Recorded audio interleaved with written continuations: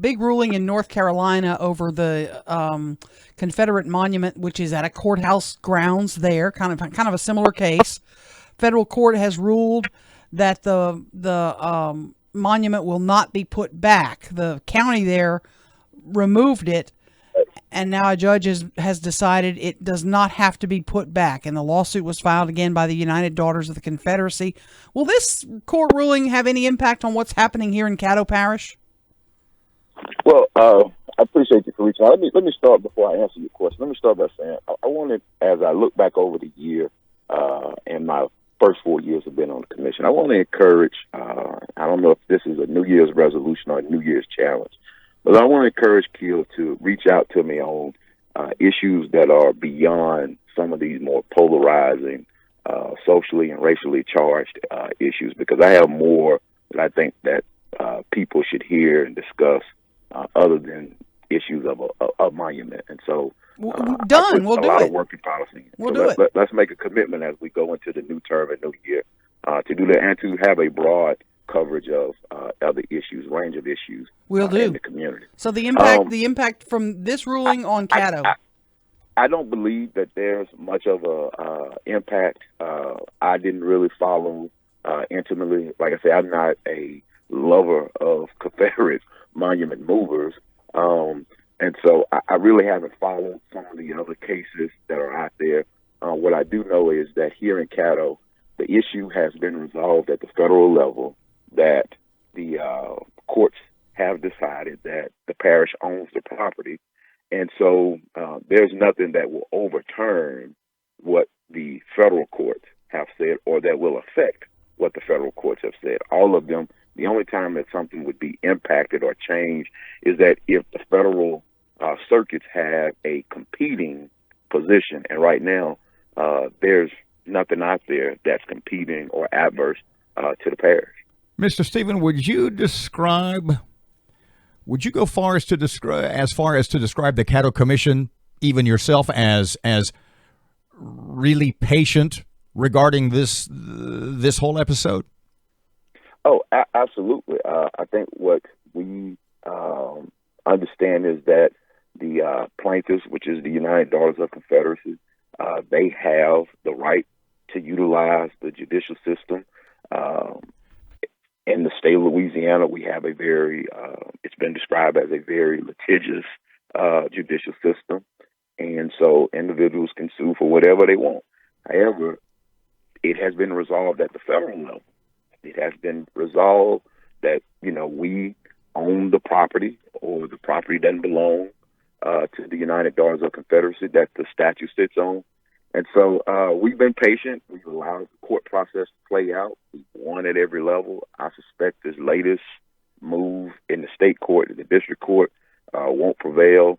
But it will not, whatever the district court comes up with, it won't overturn what the federal courts have already. Why have you been, Mr. Stephen, why have you been so patient? I mean, as I say, we respect individuals' rights to go to court.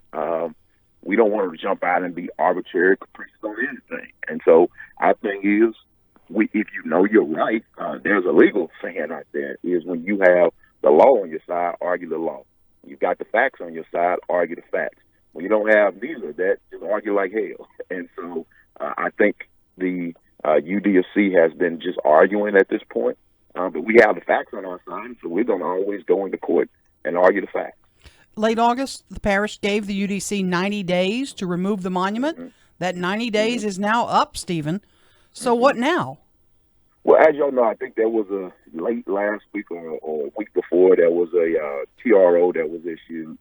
And so that will have no bearing on whether the statute will move or not. I think the issue there is what title or what civil code or procedure that the parish attorney may have used in the letter. All we know is all we had to do was give them notice that they had to move it.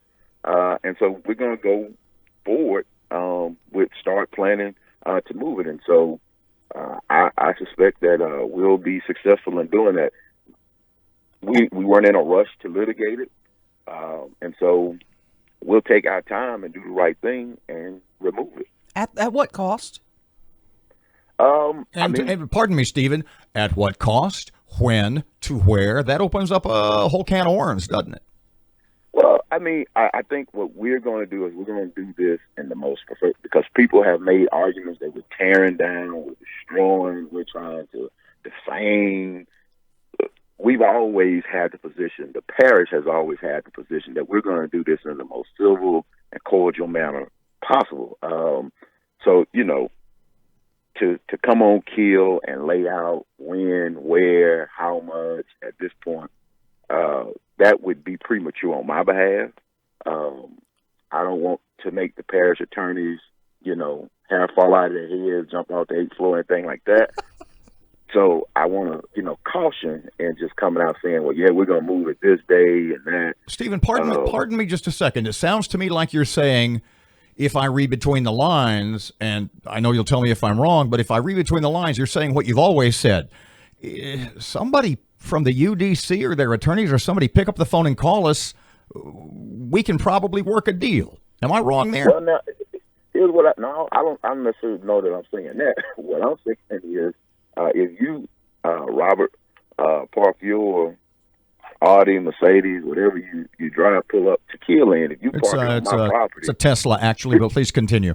Oh, good. I'm just kidding.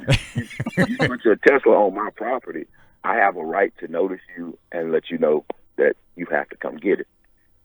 After that period of time, whether it's 100 years or 100 days, after I have notified you, that properly noticed you and gave you ample time under the law to come remove it, at that point, how, when, and where I dispose of it is now you place that responsibility on the person's who property. So, pardon me, you're saying just the opposite of what I speculate. What you're saying is, hey, UDC, the clock's ticking.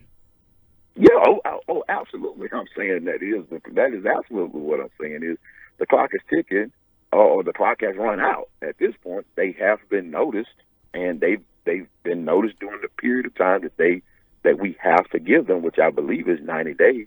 Their 90 days, they can't deny that they didn't receive notice because they filed a lawsuit. So is any move that the parish makes at this point, are you going to keep it a secret? In other words, are you going to go full Mitch Landrieu or middle of the night stuff, or would you tell them and say on this date, even if you didn't make that date and time public? I'm one of 12.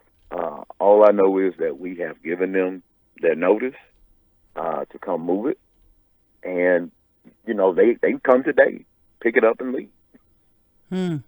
I don't think that's going to happen, Stephen. I hope that if you get told from somebody's private property, you're told at your expense. So we've given them time to come move, and we hope that they will do the right thing. If they want the statue somewhere, they should come move it there. They have money to take on legal battles all the way up to the Supreme Court. So I'm starting to wonder, why haven't they put up the money, the UDFC, to move it themselves? Why haven't they mapped out a timeline to move it? There are some things that they could have been doing other than just trying to go to court to preserve where it is, fighting a losing battle.